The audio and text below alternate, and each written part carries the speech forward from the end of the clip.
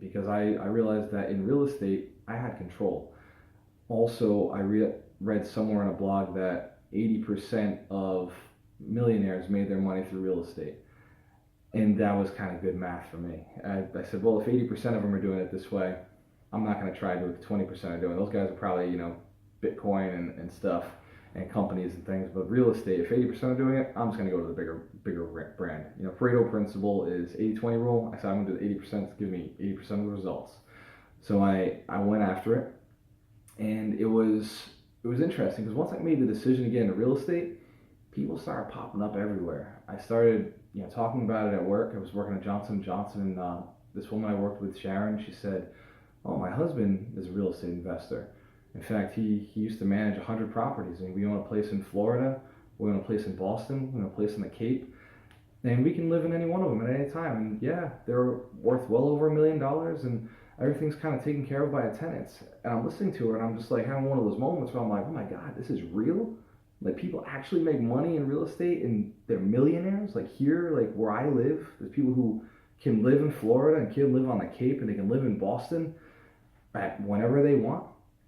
It was just one of those moments. It was like very shattering for me. It was like I was reading all this stuff online and studying and building this spreadsheet with all these numbers, but they were all fake until I finally met her husband, and he told me, yeah, it's this, it's that. I mean, he said a lot of stuff. There was GRM, there was cap rates, there was all sorts of stuff in those conversations. My mind was just like, I don't understand any of this, but man, like he does, which means I can. Because when I was homeschooled, I learned that I could learn anything if I just dug hard enough. So he was my first mentor. And when people ask, did you take any classes to get into real estate? I honestly didn't. I do believe that the classes have a place. I do believe that mentorship, coaching, taking these classes from all these different companies has a place. And I didn't even know about them. I didn't know that there were courses out there I could have taken in real estate. I just knew that I wanted to learn, and I knew that I didn't have money. And so I started digging online. I started reading books. I started asking people in the community who they knew who owned real estate. And whenever I found somebody who owned property, I went and I took them out to lunch, or I asked them questions. I said, what do you know? How can I get more knowledge about this? So I remember I took her husband out to dinner or out to lunch, and I asked him a bunch of questions.